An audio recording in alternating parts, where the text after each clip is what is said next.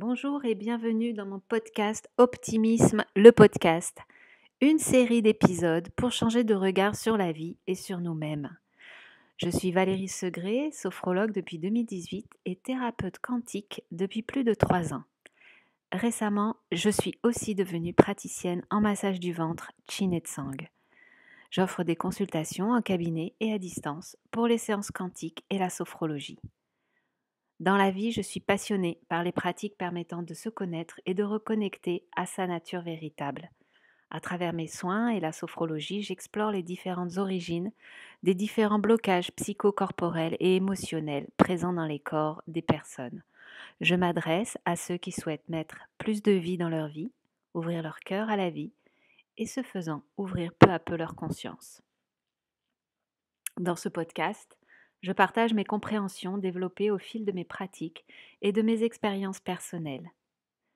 Je suis également ravie de vous présenter des mini-séries sur des sujets qui me tiennent à cœur comme la joie de vivre, l'amour de soi, la confiance en soi, l'ouverture de conscience, la spiritualité. Dans ce premier épisode que je vous propose, je m'interroge sur comment rester optimiste dans l'adversité, mais surtout de faire le distinguo entre l'optimiste et le pessimiste. Je vous présente donc le premier épisode dans lequel je vais traiter plus spécifiquement de la théorie issue de la psychologie positive autour de l'optimisme et de comment on peut déjà changer notre regard sur notre manière de voir nos échecs et nos réussites. Allez, c'est parti.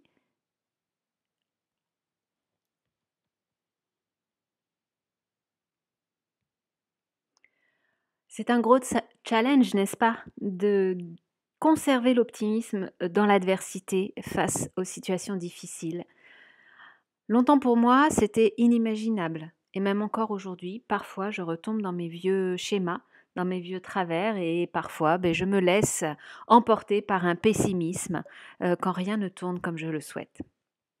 Alors aujourd'hui, j'ai surtout envie de vous exposer déjà les principes théoriques qui ont été théorisés dans la psychologie positive sur l'optimisme et le pessimisme, et puis commencer à vous donner un premier truc, une première astuce que j'ai testée et qui fonctionne pour adopter un nouveau regard sur les situations.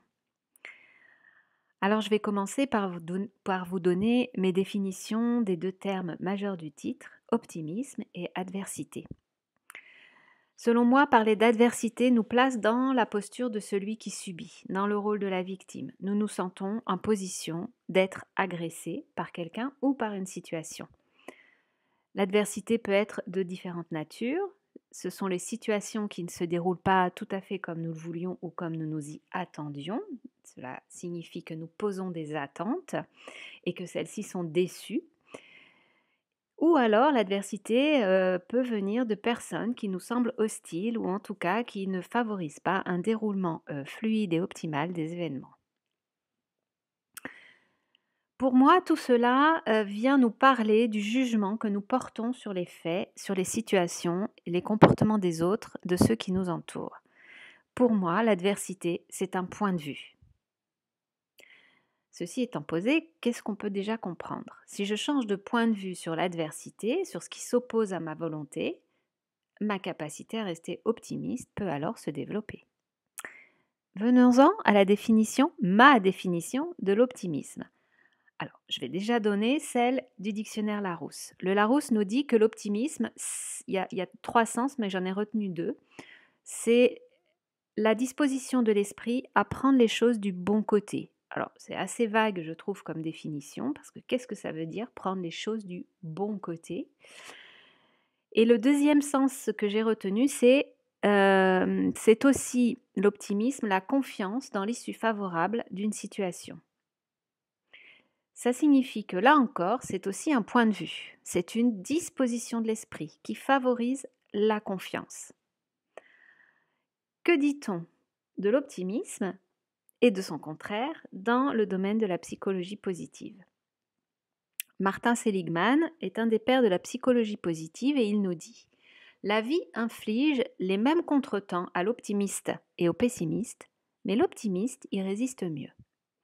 Moi, je modulerai cette phrase en disant que simplement l'optimiste les vit mieux. Car il s'agit ici non pas de résister au contretemps, mais de la manière dont nous allons les vivre, ces événements. Martin Seligman, toujours lui, s'est intéressé à l'optimisme après avoir longtemps travaillé sur la dépression. Il est parti de cette statistique selon laquelle environ 30%, un tiers des êtres vivants, des animaux ou humains, ne se sentent jamais impuissants, quelle que soit la difficulté. Ces êtres vivants, ces 30%, gardent un sentiment de maîtrise ou de contrôle de la situation. Partant de là, Martin Seligman a développé le concept de résignation acquise et celui d'optimisme appris. La résignation acquise est une réaction d'abandon. On jette l'éponge car on a la conviction que rien de ce que l'on va faire ne pourra changer l'issue de la situation, avec donc un résultat que l'on imagine négatif. Selon lui, la résignation acquise est liée au mode explicatif interne que l'on donne aux événements. Ainsi, cela revient à parler du point de vue que l'on a intériorisé sur la situation et comment on se l'explique. Alors, le pessimiste se caractérise par une tendance à attribuer aux événements désagréables des causes personnelles permanentes et générales.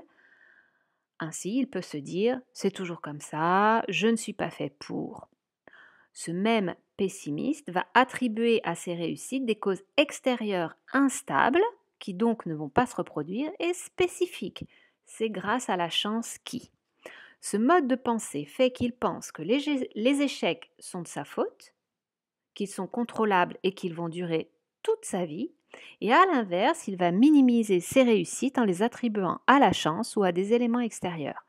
Du coup, il ne tire aucun espoir pour son futur.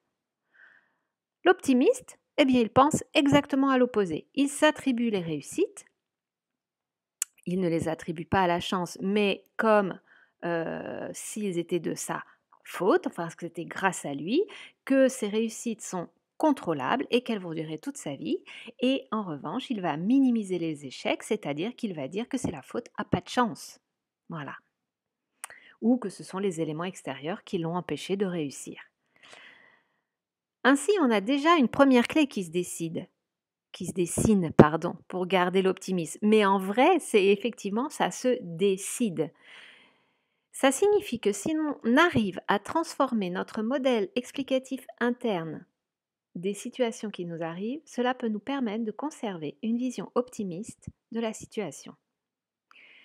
Alors, ça va nécessiter effectivement de faire un premier pas de conscientisation de ce qui nous caractérise, de la manière dont nous appréhendons les choses et dont nous pensons nos réussites et nos échecs. Alors l'optimisme, je vais faire une parenthèse, ça a de nombreux bienfaits. Ça permet de vivre une existence plus agréable, mais au-delà de ça, ça permet de renforcer le système immunitaire et d'avoir une plus grande résistance face à l'adversité. Les chercheurs dans ce domaine sont unanimes. Le modèle explicatif de chacun provient pour 50% de facteurs biologiques. 50% c'est beaucoup, mais il en reste encore 50%.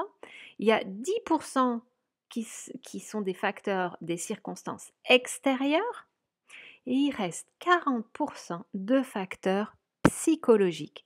Et les chercheurs sont donc unanimes, les facteurs psychologiques se transforment, se modifient, sont possibles à travailler. Ainsi, l'optimiste est plus heureux parce qu'il porte un regard de confiance sur sa capacité d'agir. Il est dans son pouvoir d'agir. Alors c'est l'heure maintenant pour moi de vous proposer un petit test pour vérifier dans quelle catégorie vous vous situez si vous n'en êtes pas sûr. Optimiste ou pessimiste?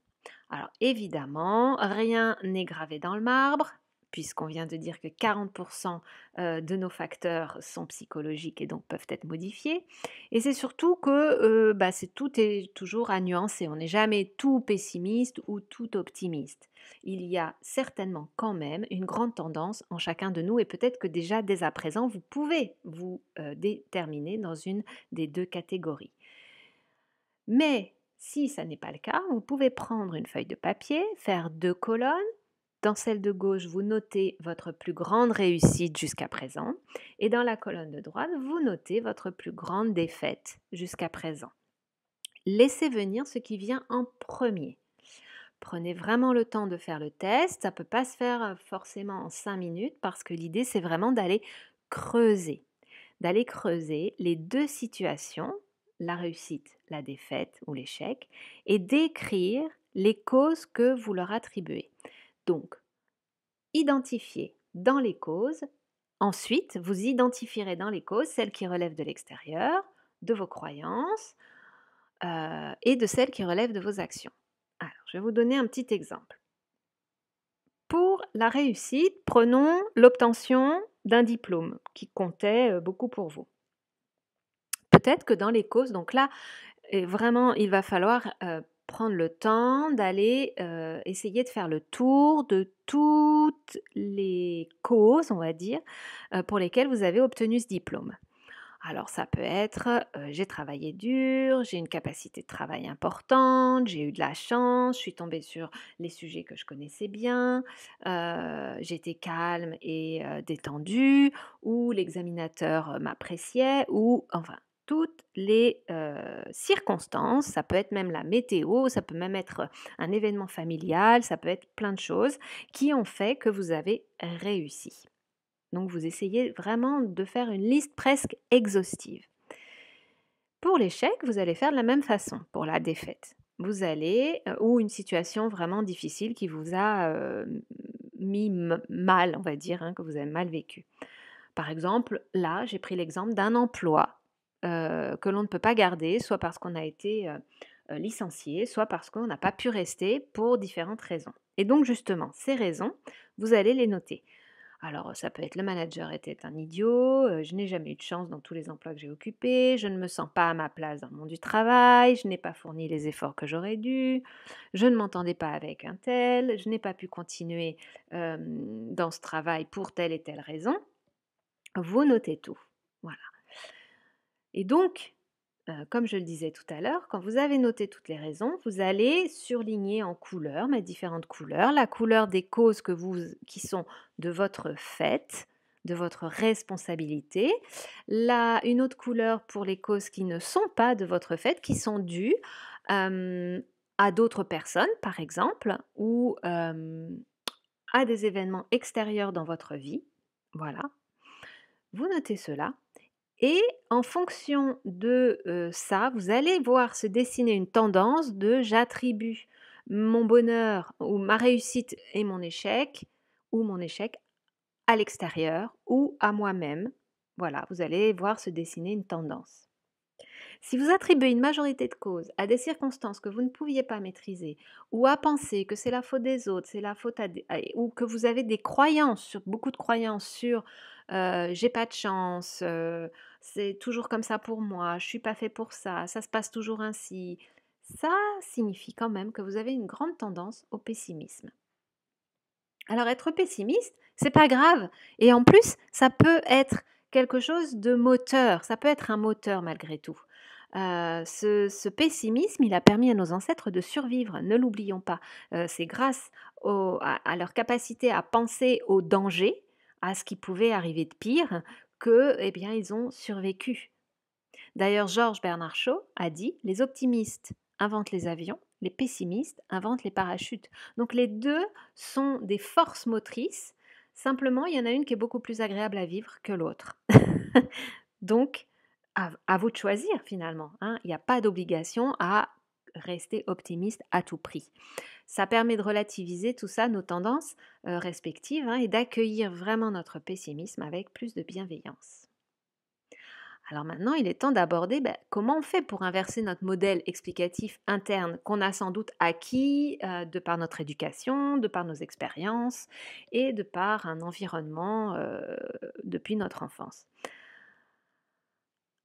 Alors, vous l'avez compris certainement, quand nous vivons une difficulté qui nous challenge, qui nous embarque dans une vision pessimiste et pour laquelle nous sommes prêts à abandonner toute action, demandons-nous: qu'est-ce que je ne peux pas contrôler dans cette situation? Et vous notez. qu'est-ce que je peux changer, modifier et sur quoi je peux agir dans cette situation? Dans cette situation, quel bénéfice ai-je envie de tirer pour moi de cette action? Et est-ce que c'est vraiment important pour moi?